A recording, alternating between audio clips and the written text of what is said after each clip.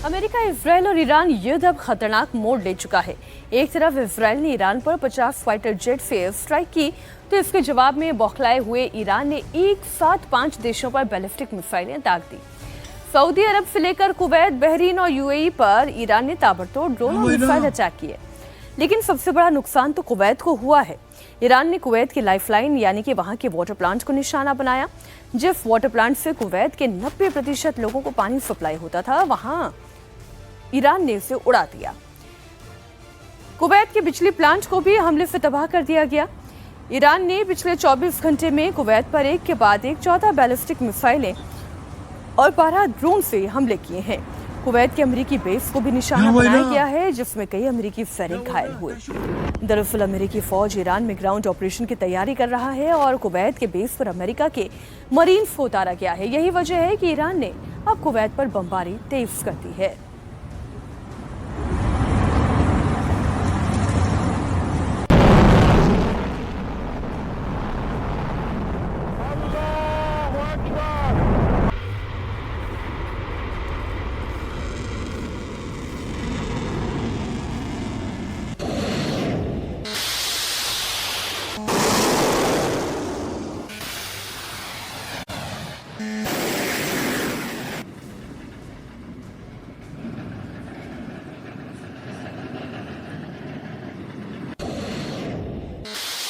तस्वीरें आप देख रहे हैं, कुवैत में पानी और बिजली दोनों का संकट खड़ा हो गया है, क्योंकि जितना ईरान के ऊपर हमला हो रहा है, ईरान उतना ज्यादा खाड़ी के देशों पर हमला कर रहा है। और सबसे ज्यादा नुकसान कुवैत का इसलिए हुआ क्योंकि उनका जो वाटर डिसैलिनेशन प्लांट था, यानी कि जहां समुद्री पानी को प्यूरिफाई करके उसे इस्तेमाल लायक बनाया जाता था, और 90% कुवैत में जहां पानी की सप्लाई जिस प्लांट से होती थी, उसी को ईरान ने तबाह कर दिया। और सिर्फ वही नहीं, पावर प्लांट को भी तबाह किया गया, जिससे कुवैत में बड़ा संकट खड़ा होने जा रहा है। अब यूएस ईरान वॉर में अब विध्वंसक रूप लेता जा रहा है। इजरायल ने ईरान के कियान शहर में बड़ा हमला किया। हमले में आईआरजीसी का स्टोरेज फैसिलिटी पूरी तरह से तबाह हुआ है। अब इससे परमाणु रेडिएशन का खतरा बढ़ता जा रहा है। देर रात हुए हमले में इस स्टोरेज फैसिलिटी में भीषण आग लगी, जिसके बाद ये तस्वीरें सामने आई हैं कि किस तरह से ये पूरा जो स्टोरेज एरिया था ये पूरी तरह से तबाह हो गया। यहाँ पर बमबारी की गई है और आईआरजीसी का ये गोदाम बताया जा रहा है, जहाँ पर तमाम हथियार, साजो सामान जो युद्ध के लिए ज़रूरत होती हैं वो रखा गया था। अब इसी को पूरी तरह से तबाह कर दिया गया है इजरायली हमले में।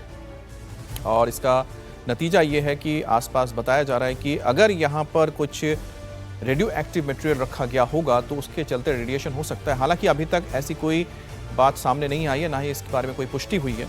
लेकिन जो नुकसान हुआ है उसकी तस्वीर आपके सामने है, क्योंकि इस वक्त तेहरान में और उसके आसपास के इलाके में तमाम जो आईआरजीसी यानी कि जो वहाँ के रेवोल्यूशनरी गार्ड के तमाम अड्डे हैं उन्हें तबाह किया जा रहा है। ईरान से इस वक्त एक और बड़ी खबर आ रही है। इजरायल ने ईरान के न्यूक्लियर साइंटिस्ट को मार गिराने का दावा किया है। आईडीएफ ने दावा किया है कि लॉरेस्तान में परमाणु वैज्ञानिक की हमले में मौत हो गई है, और अगर इजरायल का ये दावा सही है तो फिर ईरान के लिए ये एक बहुत बड़ा झटका है। हालांकि ईरान ने अभी तक मौत की पुष्टि नहीं की है, लेकिन अभी तक आईडीएफ ने जितनी बार भी जो भी दावा किया है वो दावा सही निकला है। देर सवेर ईरान को उस दावे पर दुनिया को सच्चाई बतानी पड़ी है। और अगर इस बार आईडीएफ ये दावा कर रहा है कि उनके ताज़ा हमले में ईरान का न्यूक्लियर साइंटिस्ट मारा गया है, तो ये ईरान के लिए एक बहुत बड़ी क्षति होने जा रही है। न्यूक्लियर पावर बनने की दिशा में जो ईरान लगातार काम कर रहा था, उस प्रोजेक्ट को बहुत बड़ी क्षति मानी जाएगी। अब दोनों देश एक दूसरे पर मिसाइल से और ड्रोन से हमले कर रहे हैं, और इस बीच खबर है कि इजरायली हवाई हमलों में ईरान के सिविलियन इंफ्रास्ट्रक्चर को भी निशाना बनाया गया, टारगेट किया गया। इसके बाद राजधानी तेहरान और करज के कुछ हिस्सों में ब्लैकआउट की स्थिति बन गई।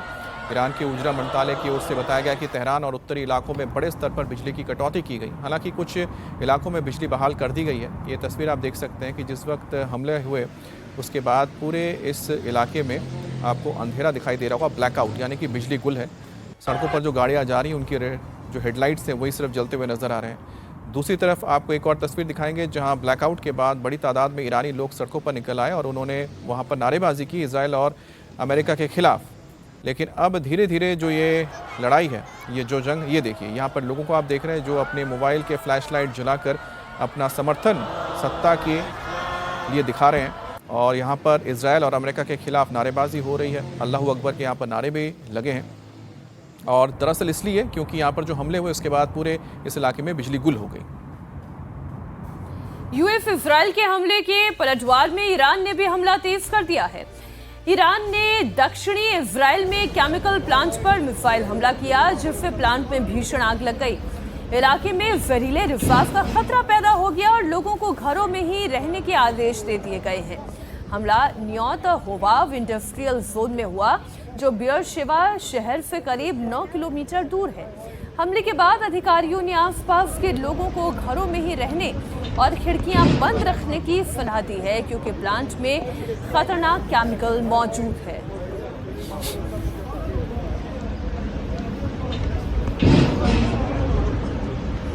और इस वक्त की एक और बड़ी खबर, ईरान में हमलों का बदला लेना शुरू हो चुका है। हूती ने भी इजराइल पर हमले शुरू कर दिए हैं। अब हूती ने दक्षिणी इजराइल को निशाना बनाकर बैलिस्टिक मिसाइल दागे हैं और इसे वक्त रहते ही आसमान में एयर डिफेंस सिस्टम ने तबाह कर दिया, इंटरसेप्ट कर लिया। इस हमले में किसी तरह के नुकसान की खबर नहीं है।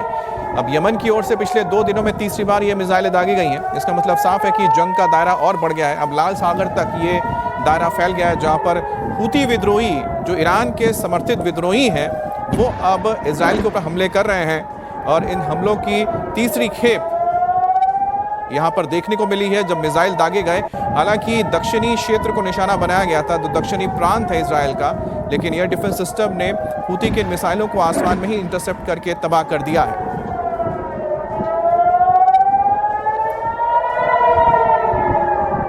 अब हूती के पास कितना जखीरा बचा हुआ है मिसाइल का, इस पर भी ध्यान देने की जरूरत है, क्योंकि लगातार जो लड़ाइयां हुई हैं उसमें मिसाइल इस्तेमाल किए गए हैं। लेकिन ये मान के चला जा रहा है कि उनके पास जो मिसाइलों का जखीरा होगा बहुत ज्यादा नहीं बचा है, लेकिन जितना भी है उसके जरिए वे नुकसान पहुंचा सकते हैं। यही वजह है कि इस वक्त इजराइल बहुत ज्यादा सतर्क है।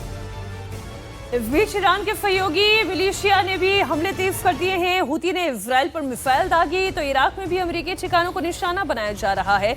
बगदाद इंटरनेशनल एयरपोर्ट पर अमेरिका के कैंप विक्ट्री पर रॉकेट हमला हुआ है। इसके बाद एयरपोर्ट से उठता हुआ काला धुआं आप देख सकते हैं। माना जा रहा है कि यह हमला ईरान समर्थित गुट ने किया है।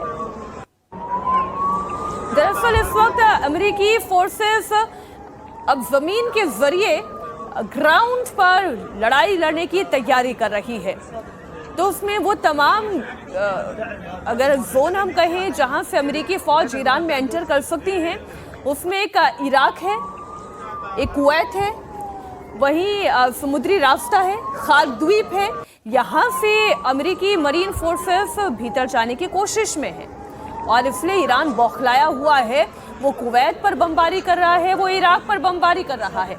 मिडिल ईस्ट में जंग के चलते कच्चे तेल की कीमतों में भी भारी उछाल आ रहा है। आज इंटरनेशनल बाजार में कच्चे तेल की कीमतें $116 प्रति बैरल के पार चली गई है। सभी तरह के कच्चे तेल में 4% तक का उछाल देखा जा रहा है। तेल की कीमतें बढ़ने का असर शेयर बाजार पर भी दिखा। जापान का शेयर बाजार निक्केई 5% तक की गिरावट के साथ आज खुला। भारत की भी अगर शेयर मार्केट की बात करें तो आज उसमें भी डाउनफॉल देखा गया। अब ईरान से एक और बड़ी खबर आ रही है। ईरान के तबरीज पर अमेरिका इजराइल ने भयंकर बमबारी की है। अब तबरीज के पेट्रोकेमिकल प्लांट को निशाना बनाया गया। हमले के बाद प्लांट में भीषण आग लगी है। फिलहाल किसी के हताहत होने की खबर नहीं है, लेकिन ये तस्वीर आप देख रहे हैं, रात के वक्त हमला हुआ है और तेज रोशनी के बीच आपको ये काले धुएं का गुबार भी उठता हुआ दिख रहा है। ये आग की लपटें हैं जो आसमान की ओर उठती हुई दिख रही हैं। जाहिर सी बात है कि काला धुआं और इस तरह से आग की लपटों का उठना ये बताता है कि जो केमिकल प्लांट पर हमला हुआ था वो पूरी तरह से तबाह हुआ है और यही वजह है कि इतनी तेज रोशनी में ये धुएं का गुबार उठता हुआ दिख रहा है।